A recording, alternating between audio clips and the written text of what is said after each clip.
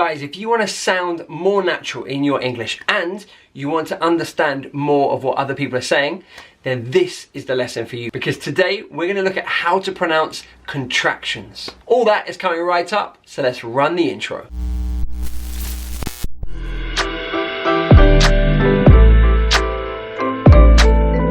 Alright, let's start with the verb to be.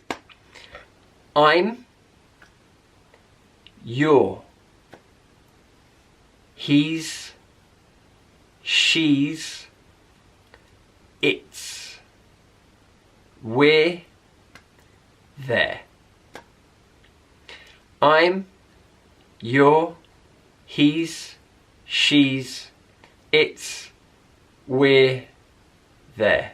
The verb to have. I've,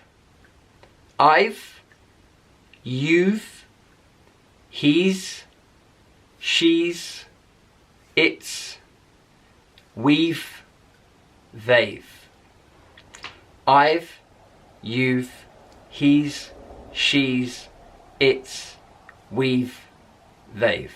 You'll notice there that he's, she's and it's can be he is or he has. She is or she has.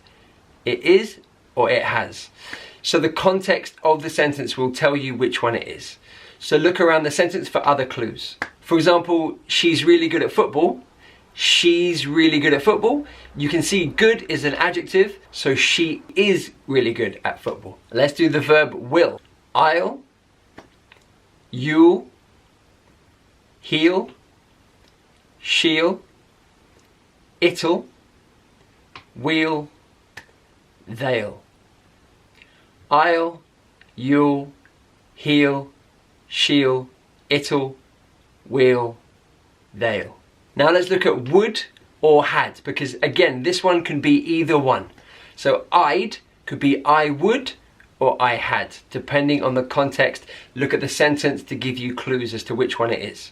So I'd, you'd, he'd, she'd, it'd, we'd, they'd. I'd, you'd, he'd, she'd, it'd, we'd, they'd. So in the sentence, I'd love to go to the cinema. I'd love to go to the cinema. The I'd there is I would love to go to the cinema, because of the phrase I would love to. I would love to. Alright, so use the clues within the sentence to help you understand what the contraction is. Is it would or had? Another common contraction is let's. Let's. It means let us, like let's go to the cinema. But instead of saying let us go to the cinema, it's let's. Let's go to the cinema. It's also common to contract with a noun. So certainly with names. So for example, Joe's going to the match tonight. Joe's going to the match tonight. Joe's is a contraction of Joe is. So Joe's going to the match tonight. Joe is going to the match tonight. Another example, Katie will be at the party tonight. Katie will be at the party tonight. So Katie'll, that's quite hard. Katie'll be at the party tonight. Katie will be at the party tonight. So it becomes ul. So Katie will be at the party tonight. Quite tricky, that one. And maybe that's one where you don't try to say it because it's quite tricky, but maybe it's good for receptive skills. So if you hear other people say something like that, you'll know, okay, I think they've contracted will in there. So Katie will be at the party tonight. But yeah, if you feel ready to use that kind of pronunciation, fantastic. That'd be great. Okay, let's look at a couple of negative forms for the verb to be. Isn't, aren't, wasn't, weren't. Isn't, aren't, wasn't, weren't. For do, we've got don't, doesn't, didn't. Don't, doesn't, didn't. For have, we've got haven't, hasn't, and in the past, hadn't. Haven't, hasn't, hadn't. Cannot can be contracted to can't, can't. Will not becomes won't, won't. Could not becomes couldn't, couldn't. And would not becomes wouldn't, wouldn't. Now of course there are variations, certainly even in Britain there are variations on the vowel sounds. So can't, it could be can't for a lot of places.